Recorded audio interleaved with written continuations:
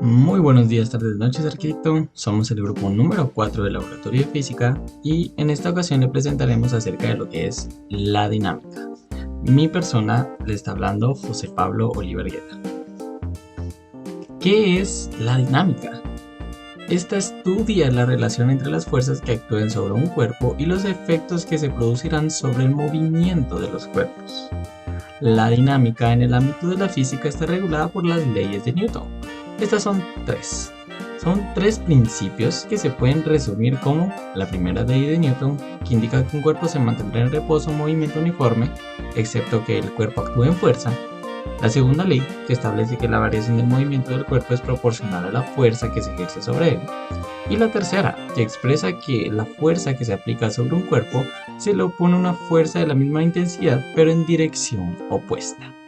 Entonces, bueno, con esta introducción ahora sí pasaremos de lleno a lo que es nuestro primer tema, y es la primera ley de Newton. Esta establece que todo cuerpo preserva en su estado de reposo o movimiento uniforme y en la misma dirección y velocidad, a no ser que sea obligado a cambiar su estado por fuerzas impresas sobre él. Ahora seguiremos viendo de la primera ley de Newton.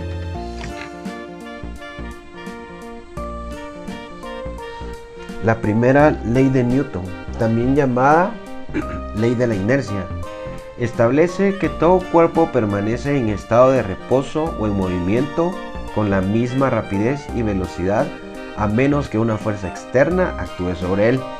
Esto quiere decir que para que un cuerpo en reposo pueda moverse hay que aplicarle una fuerza, o para que un cuerpo se detenga se necesita de una fuerza como la gravedad o la fricción.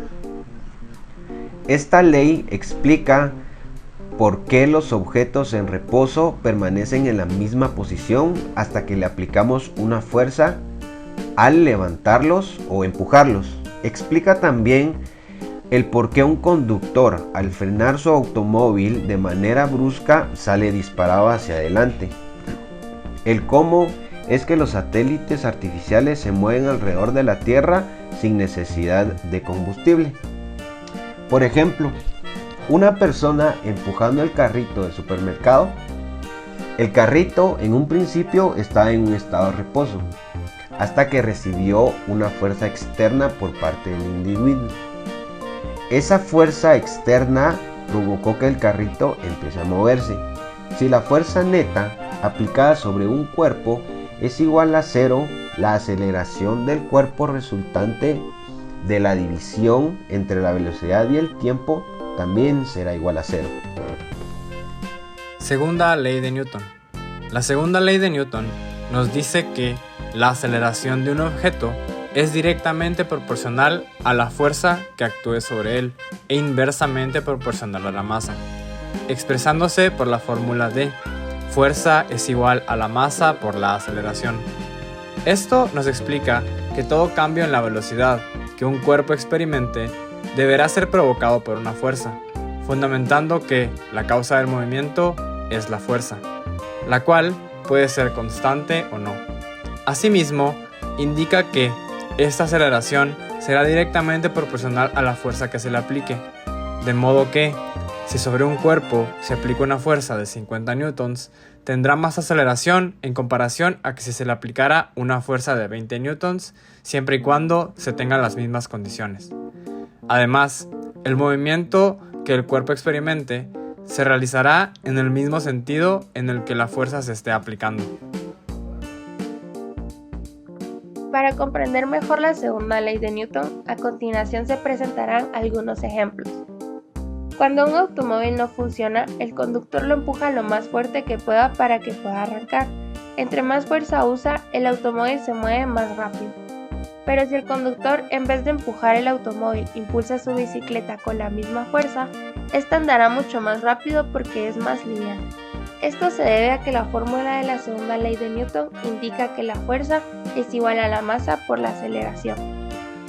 Para comprender mejor esta fórmula se presenta el siguiente ejemplo, el cual indica que un bloque de masa de 2 kilogramos se encuentra en una superficie horizontal sin fricción y se le aplica una fuerza neta de 10 newtons en dirección positiva del eje X. Solicita calcular la aceleración del bloque.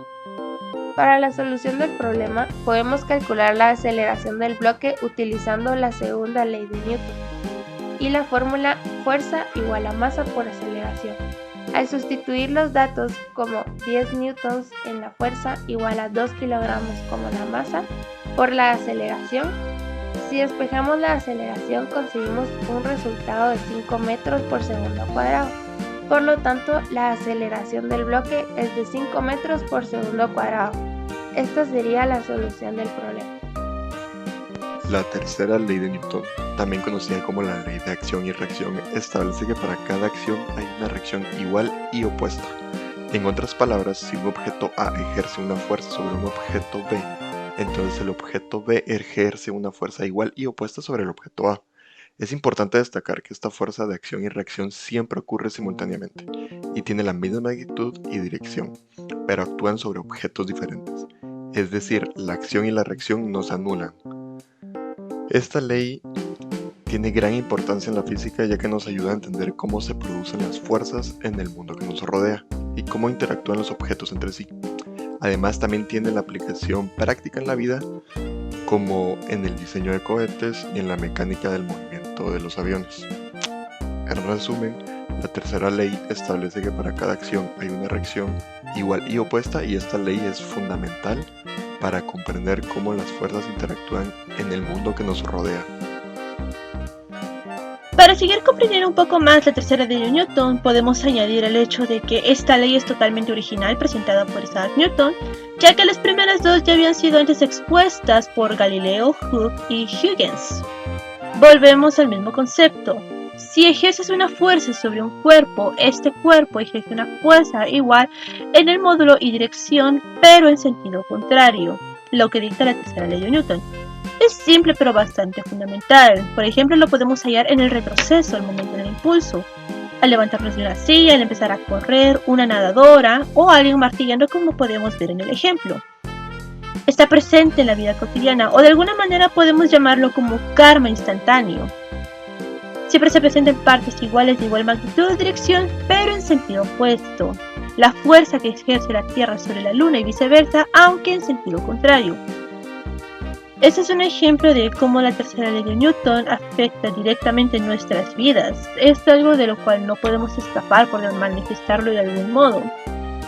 Siempre estará presente de manera cotidiana y, como vuelvo a recalcar, es una ley bastante simple, pero de manera fundamental, ya que nosotros nos regimos en esa ley, al menos en el actual diario. La explicación del problema se basa en la cinética y la conservación de la energía. El problema es un péndulo en donde existen dos etapas. La primera etapa con una longitud de la cuerda mayor a la segunda etapa, donde en el problema la masa va a ser la misma y se nos dará un ángulo inicial. En esta primera etapa, antes de que la masa sea soltada, esta se encontrará en velocidad cero y tendrá una altura por recorrer, lo cual significa que tendrá potencial gravitacional. Al llegar a la parte vertical, donde se empezaría el segundo péndulo, se hace la suposición que toda la energía potencial se convirtió en energía cinética, y como ya no puede seguir cayendo, entonces la energía potencial es mínima en esa parte. Podríamos saber la velocidad máxima que podría alcanzar el objeto en ese movimiento. A este punto se tiene como energía cinética máxima pero potencial mínima, y ahí es cuando comienza el segundo trayecto. Empieza a subir el segundo péndulo, pero con una longitud de cuerda menor. Y con la conservación de la energía se podría calcular el punto máximo donde la energía va a ser cero y donde el potencial gravitacional va a ser máximo. Se podrían igualar las energías y se podría despejar la altura que podría recorrer el péndulo y así predecir el ángulo.